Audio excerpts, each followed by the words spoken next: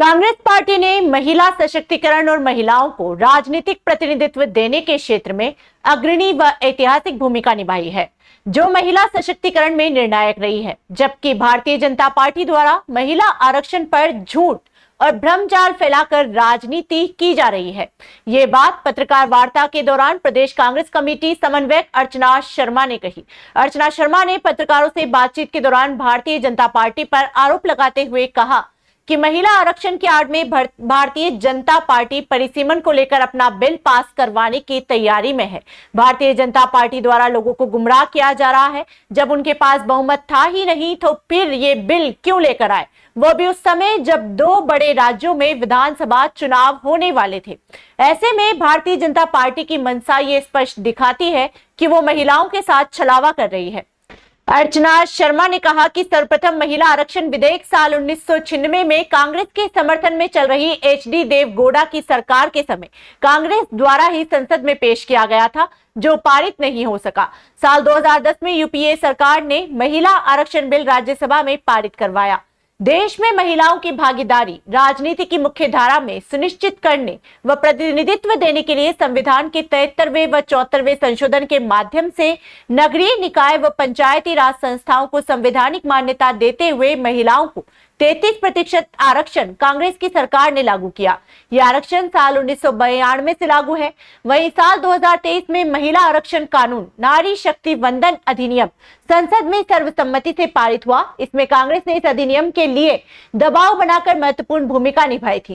इस कानून को तत्काल लागू कर आगामी लोकसभा व विधानसभा चुनाव महिला आरक्षण के साथ करवाने की मांग कांग्रेस ने की थी, किंतु भारतीय जनता पार्टी की केंद्र सरकार ने इसे तत्काल लागू करने की बजाय जनगणना करवाने और परिसीमन की शर्तों से जोड़ दिया।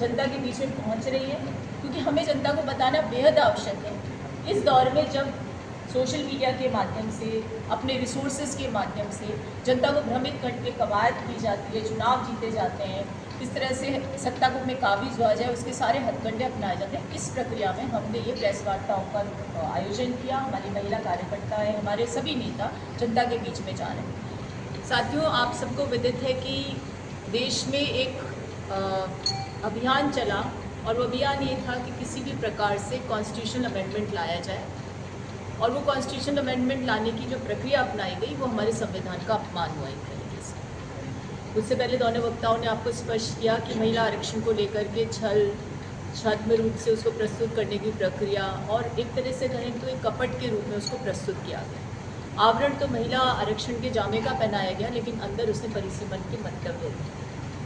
लेकिन समझ में किसी को नहीं आ रहा था, क्योंकि चुनाव थे आसन, पश्चिम बंगाल में, असम में, सारे हमारे सांसद या उनकी पार्टी के सांसद भी वहाँ पर व्यस्त थे चुनाव प्रचार की प्रक्रिया में। उस दौरान ऐसी क्या आवश्यकता आन पड़ी कि एकदम से एक सत्र बुलाया जाता है, स्पेशल सेशन, और ये कहा जाता है कि वीमेन रिप्रेजेंटेशन हम लेकर के आएंगे। जब ये बात सबके सामने आई, सबके संज्ञान में आई, तो पूरा देश ही स्तब्ध था। कारण उसका ये था कि जब 2023 में नारी वंदन अभियान आप ला चुके थे, कंसेंसस बन चुका था, सर्वसम्मति से वो पारित हो चुका था, फिर ऐसी क्या आवश्यकता आन पड़ी कि आप चुनाव के बीच में इस तरह की एक प्रक्रिया को, एक धूम को रचते हैं और सबको दिल्ली में एकत्रित करते हैं, सभी सांसदों को। या तो मंतव्य ये था कि चुनावी व्यस्तता के कारण सांसद नहीं पहुंचेंगे तो अपने जो भी इच्छा थी उसको पूरा कर दिया जाएगा, या फिर चुनाव के दौरान ये जानते हुए भी कि बहुमत नहीं है और अगर पारित नहीं होगा तो विपक्षी पार्टियों को बदनाम करने का काम किया जाएगा।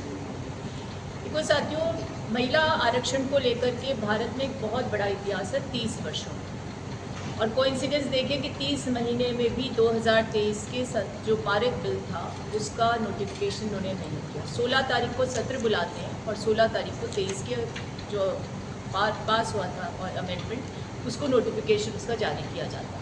यही सबसे बड़ा प्रश्न इनकी नीयत पर लगा।